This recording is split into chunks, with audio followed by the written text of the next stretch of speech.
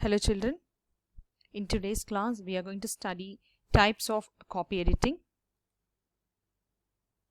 See, as we discussed in last class, copy editing is to remove any obstacles between the reader and the author.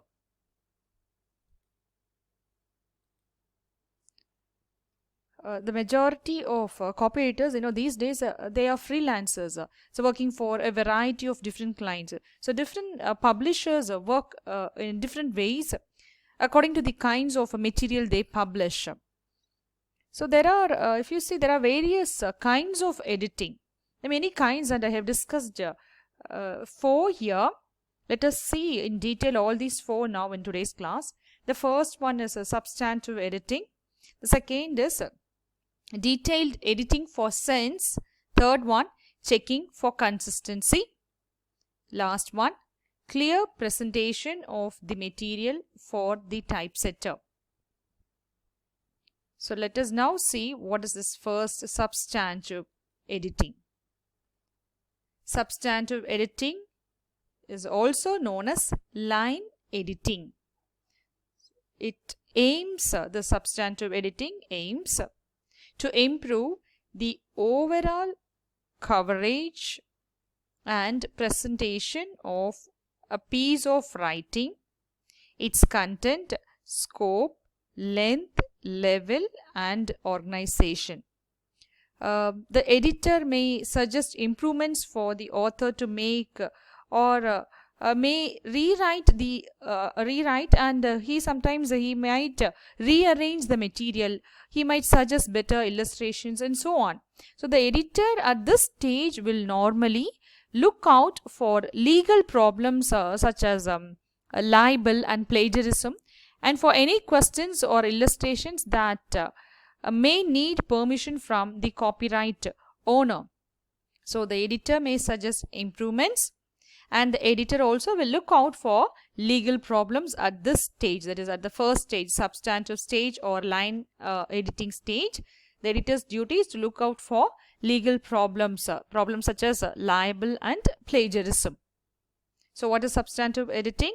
It aims to improve the overall coverage and presentation of a piece of writing, its content, to check the scope of the writing, length and level and organization.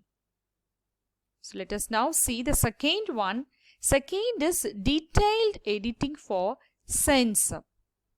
So this is concerned, the second one, detailed editing for sense, is concerned with whether each section expresses the author's meaning clearly without gaps and contradictions.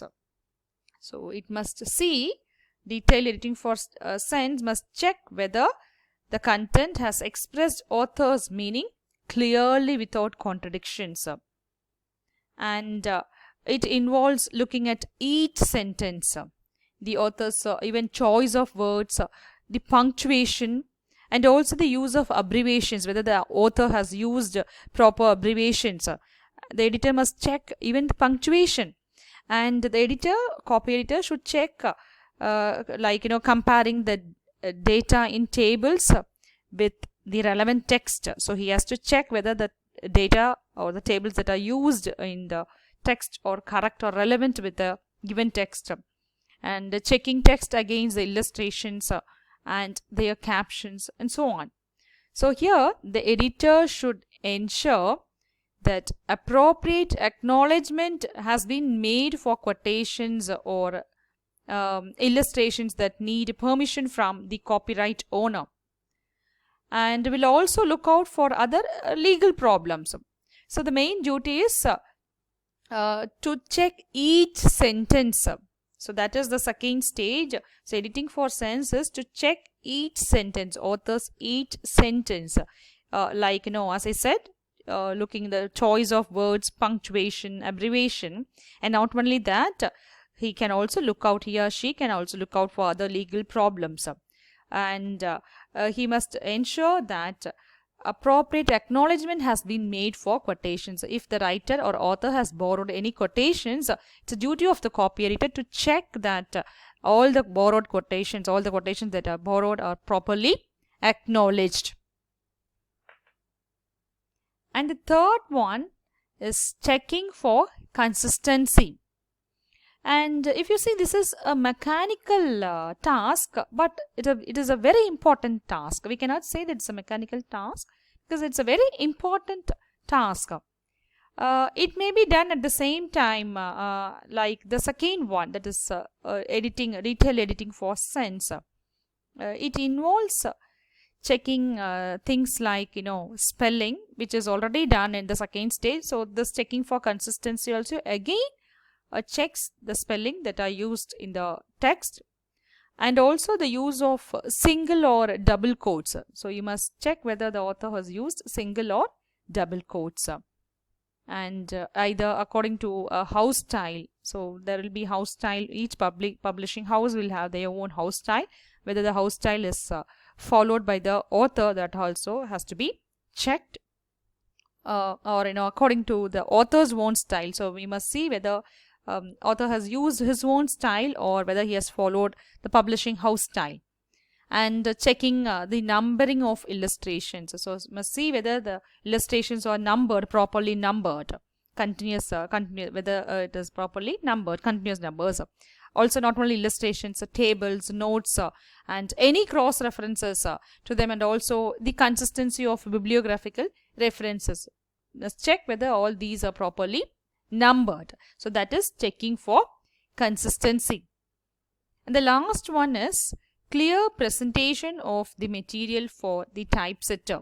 So it's the duty of the copywriter to prepare or set a clear presentation of the material for the typesetter.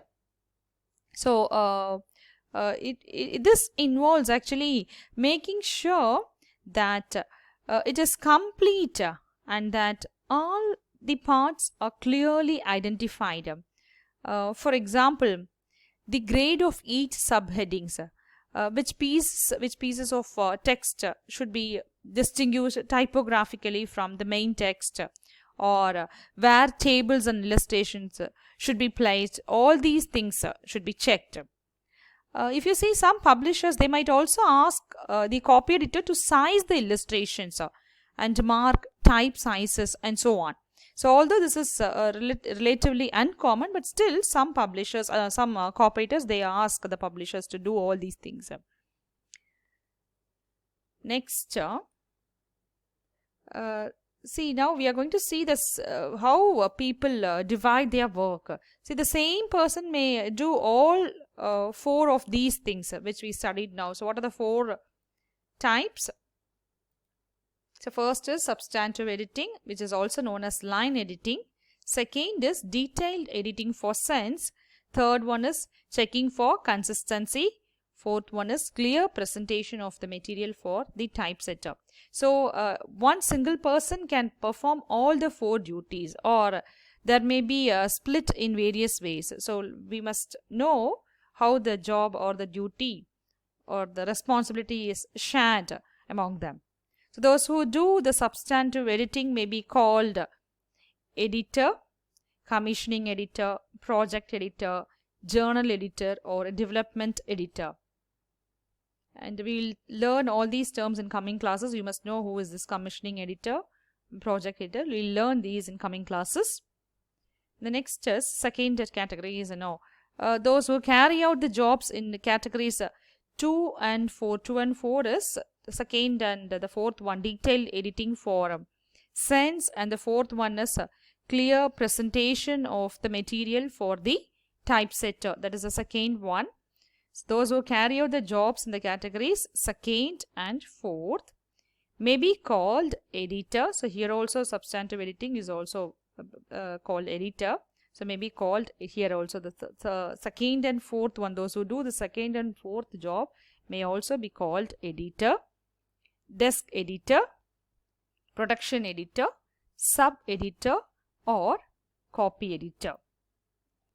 So in coming classes we will see one by one all these terms of copy editor, commissioning editor in coming classes. So meet you next class. Thank you.